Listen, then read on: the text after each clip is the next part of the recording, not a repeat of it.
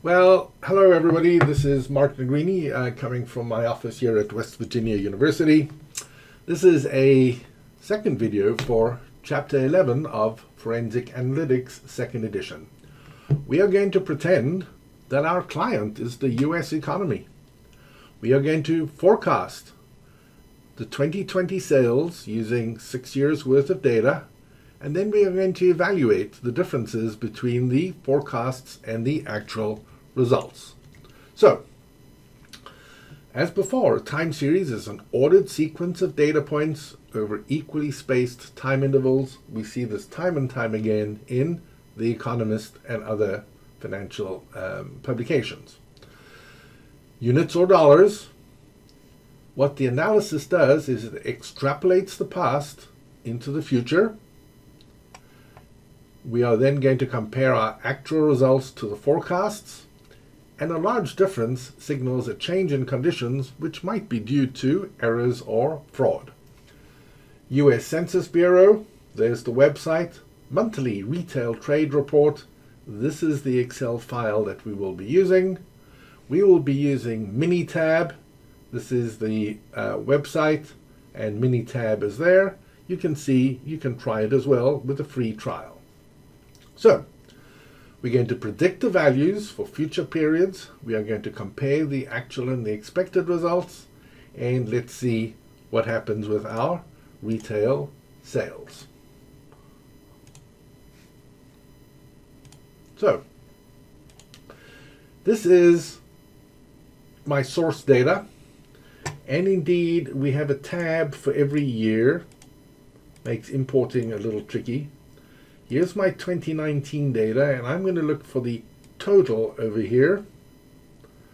I'm going to get it into my spreadsheet with a copy. Go to my spreadsheet. There it is.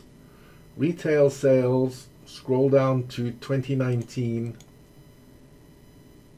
Paste special. Transpose OK. And now I have that row for 2019 in my column. Let's just go do it one more time. This is 2020. I have 6 months worth of data. Copy.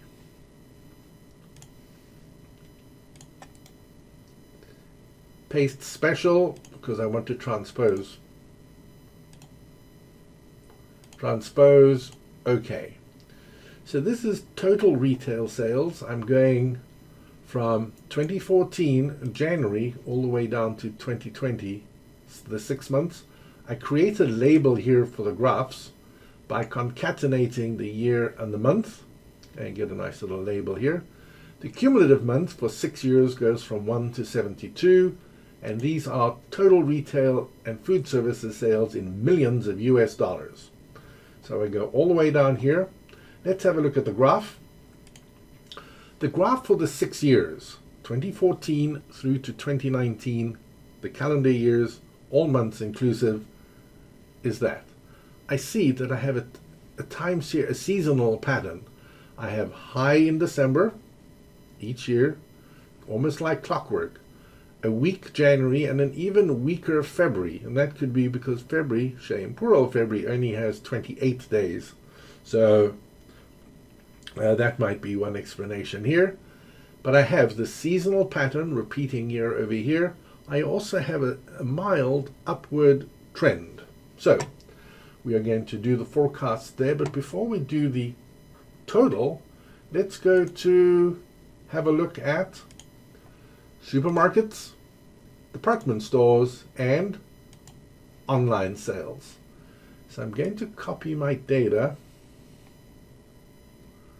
And this is my, all the way up just to 2019. There it is. Copy. And I like Minitab because it has a row here for the labels. Paste. There we go. Supermarket sales, 6 years. Department stores, online. I'm going to start with supermarket sales. Forecast. Statistics. Time series, decomposition. The variable that I care about is supermarket sales, so put it in there. The season length is 1 year, and I have monthly data, so the season length is 12. I wanted to generate forecasts, 6 of them. My graphs, I like the 4-in-1, and my results, I like the summary table and results table. And now it's simply okay. And there we run. Supermarket sales. If it was a straight line, it would be this as the y-intercept and a monthly increase of $109 million. It was able to fit a function to the past data patterns, and here we go. It had a mean absolute percentage error of 1. Oops, I forgot to look at this over here. I'm going to go back here. These are my supermarket, department, and online sales. Let me have a look at the graph here. There we go. Supermarket sales. Online. Department store. Department store looking particularly weak. In fact, this trend is slightly downwards. And for all of them, we have the peak in December and January and February being pretty low months after December. So let's go back to mini tab here.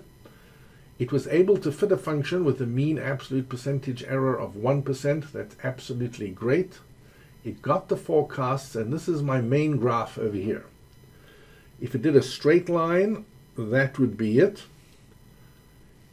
We have the actual, the blue, the fitted, the sort of red color, and we can see the actual and the fitted track each other quite closely, and we know it's close because the mean absolute percentage error is 1%, so it was pretty good.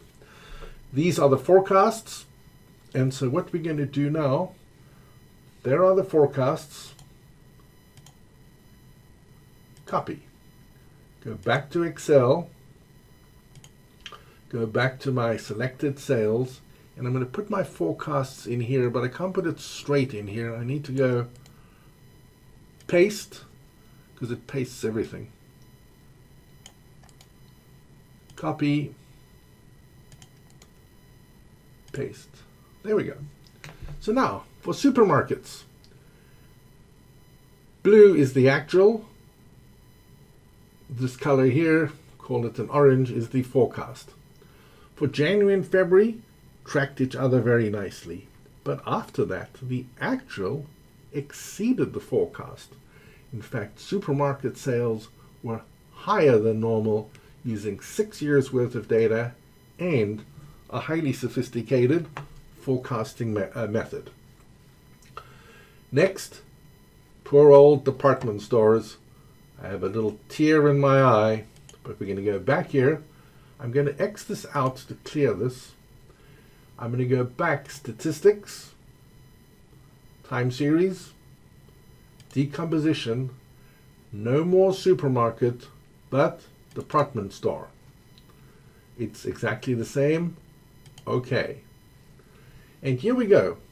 The straight line shows a slight negative trend, 48 million per month.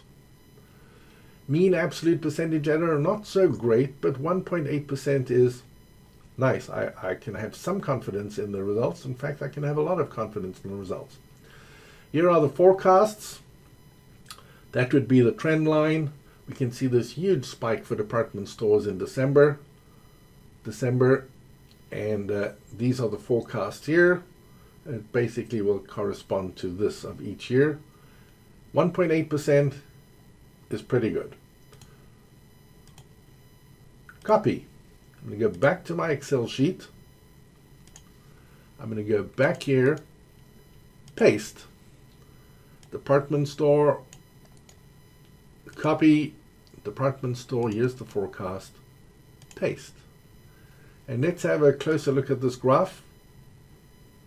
There we go. Department store.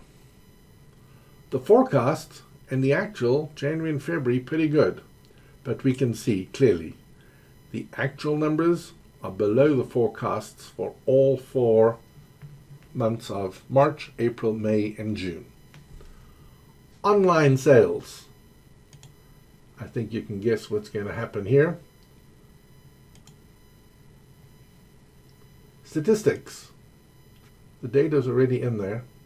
Time series, decomposition, not department, but online. There we go. Okay. 28,000, a huge monthly increase relative to the y-intercept. A little bit noisy, the data, mean absolute percentage error of 3%. There are my forecasts, and we can see a strong upward trend. Strong seasonal sales in November and December. That's November and December. And we have the forecasts over here. These are my forecasts. I have lots of extra data over there, but we're just going to go copy, back to Excel. I'm going to paste on the same spot, and so my forecasts for online are here. I'm going to do a copy and a paste. And now this is a little untidy, so we'll just clear the contents here.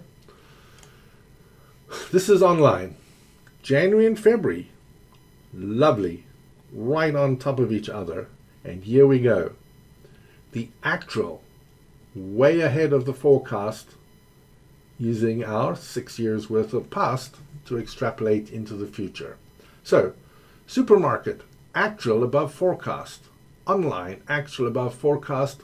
Department stores, actual below forecast. Now, let's have a look at the total. And I need to take this data here, send it into Minitab. I just want the 2019. Here we go. Oops, I missed. Copy. Back into Minitab. Right click. Paste. I love it. Here's the total going up to row number 72. 6 years worth of data. Let me clear all this out. And now it's total sales that I want to forecast. Statistics. Time series. Decomposition. It's total over here. Same thing. Give me 6 forecasts. Multiplicative. Trend plus seasonal. I'm good to run. It was just a left click with OK. Y-intercept. A monthly increase, 1,427 in the past data, the 6 years worth of data. Beautiful, mean absolute percentage error of 1%. It could fit a tight function. The actual and the fitted values close together, and they differ on average by only 1%. So, the past is a really good predictor here of the future. These are my forecasts. I'm going to go back. All of these are wonderful statistics over here. That's great. This is great. Everything's looking really good. So, back here, forecast, copy, back to Excel. I'm going to just paste it over here. Take the forecasts, copy, paste. I prepared everything up front here. This didn't just happen. I'm going to clear this out, clear contents, and now I have 2020, January to June. I have actual from my data, actual 6 months of data, and I'm going to compare it to my forecasts, and here we go. Close, January and February.